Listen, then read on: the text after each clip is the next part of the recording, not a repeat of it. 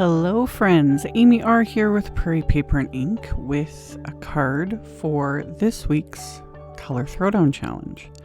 So I will have the link to the challenge as well as the inspiration photo with the colors on my blog post, which is always directly linked below my video, so you don't have to hunt around. So I started off by die cutting just Simon's smooth white cardstock, and I'm using the Alstroemeria stem wafer die, the Blossom Vine wafer die, and the layered Hummingbird wafer die. And I ran them all through my die cut machine, and I left the pieces in the cardstock just to make my life a little easier, because since I die cut multiples and then I have multiple pieces, multiple little pieces, it's so much easier this way. Just keep it in the cardstock so that I can then blend the colors of ink I want to use over it.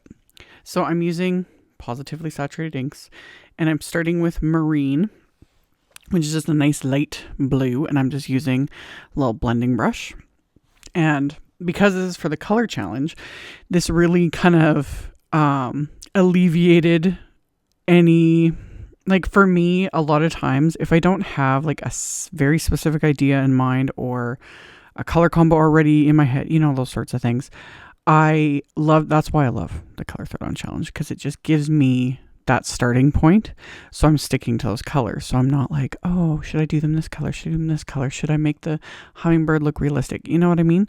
So I was sticking to those colors. So I did all the blooms with blue. So I did Marine, and then I added Cadette, which is just slightly darker.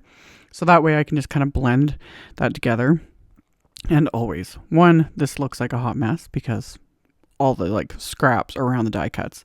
But also, when blending, these inks especially, they really soften. All inks dry back to a degree, and do their thing. But the formula of this ink is just, it's different. I've mentioned it in many videos. I don't like comparing it to other inks because, different brands and different manufacturers have different formulas, They're all great. You can use what you got though. You can do this with distress inks, with oxides, with, there's Gina K inks and Hero Arts inks and Catherine Pooler and all the things. Any of them is going to work. It's just simple blending, really. I'm just using little blending brushes, adding on the color.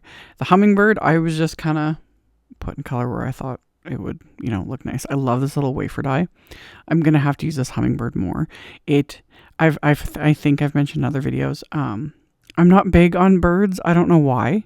I don't use them very often. It's not something I reach for, but when I do, I always really like it. And out of all the different bird shapes and things, you know what I mean, when it comes to paper crafting, I do really love this little hummingbird. I think hummingbirds are wonderful. I see them once in a blue moon around here. They're not a big thing, in the middle of the Saskatchewan prairies, but every once in a while I'll catch a glimpse of one, buzzing through my backyard, and it's just I need to put out hummingbird feeders is what I need to do. But anyway, back to the card. So I did my blending. For the browns, I did latte and cappuccino inks.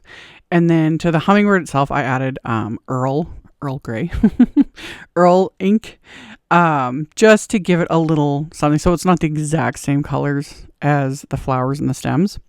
And then adhering everything, super simple. One, you've got the, image put together on the packaging. So I was just following that. But again, it all comes together. There's little score lines that are imprinted when you die cut, and that show kind of where the little face piece goes, where the wing goes. It just comes together. So I adhered it all together, and then I just took it ended up being just a dark gray Copic marker and dotted that onto the eye rather than die cut black cardstock or anything. So I just dabbed that on. And then I pulled out my Jelly Roll, white gel pen, just to add little bits of detail here and there. Added that to the wings, added some little dots here and there to the body to give it a little bit of texture, just 'cause. So went around and did that.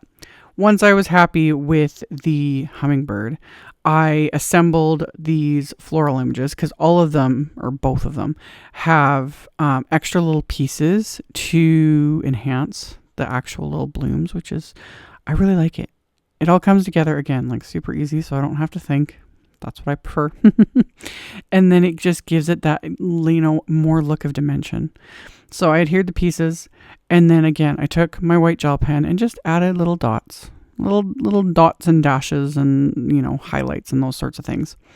And then the little blossom vine, same thing. There's 2 little pieces that adhere on top of each of those blooms. Gives it that little bit of detail. So I adhered those, and then I took my white gel pen and added little dots and highlights and whatnot.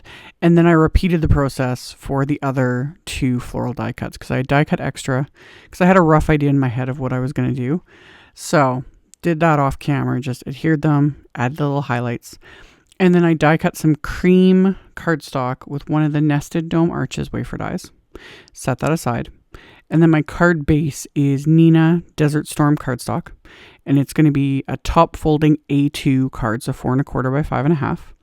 And to that, I taped the dimensional cubes. Is that what it's called? I don't have the package labeled. It's on my to-do list. It's on my to-do list. Anyway, I'll have a link to it. It's the new one. I just used it in a video. Anyway, I taped the stencil to the card base. And then over the stencil, I'm blending that LATTE ink. And I'm really pressing my brush into the ink pad, like getting a good amount of ink to blend over this. It's going on, again, it's going on darker. It's going to dry back a bit. It's going to soften, especially into the craft. And it ends up creating this really nice, like, tone on tone pattern when it's all like really dry. Even now it looks fine, but it will dry even softer. So I blended that over the card front. And then I'm going to put the stencil on the inside of the card. So I'm going to mask off where the score line is so I don't get ink past the score line. And then I'm going to tape that stencil in place again. And I'm going to blend the exact same ink, exact same brush. But this time I'm not pressing the brush heavily into the ink pad, and I'm not pressing very hard with the brush. So I get a much lighter pattern in the end, because I don't want it to be as distracting on the inside, because I'm going to write over that. And same thing, it's going to lighten a bit more and soften, but it's, it's got that same pattern. It just brings it all together. So I also pulled out I say this and I mean it. It doesn't get put away. This is the Bold Thanks wafer die. I use it on 90% of the cards I make. The Bold Thanks wafer die cut it from smoke cardstock to kind of go with the Hummingbird. So die cut that 3 times, stack those together with craft tacky glue to give it the dimension that is life. And no, I will not sing it. If you want to hear it sung, watch Laura Basson's videos, because she always sings it and it's always in the back of my head. Every time I would say the word like dimension on cards, I'm like, dimension is life. Because it's true. Anyway, stack those together, and then I assembled and adhered my little flowers onto the card front, just adhering everything with craft tacky glue.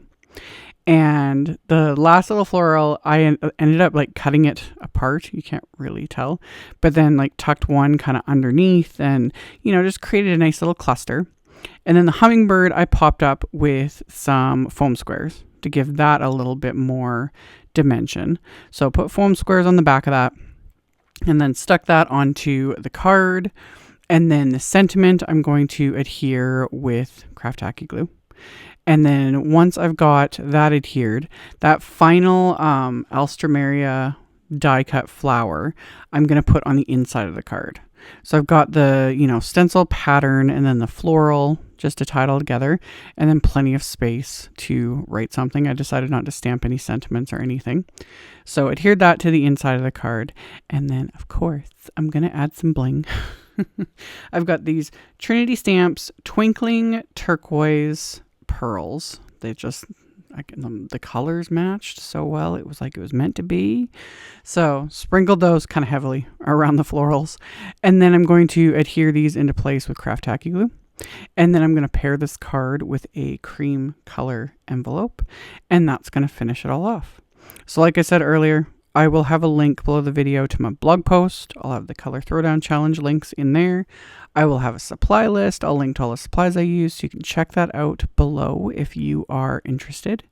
Thank you all so much for watching, for subscribing, for thumbs upping and commenting, especially thumbs upping and commenting. Engagement is what like tells the YouTube algorithms that people like my videos. Yeah, the robot overlords. Anyway, thank you. Thank you guys for watching, and I will see you all very soon in the next video. Bye.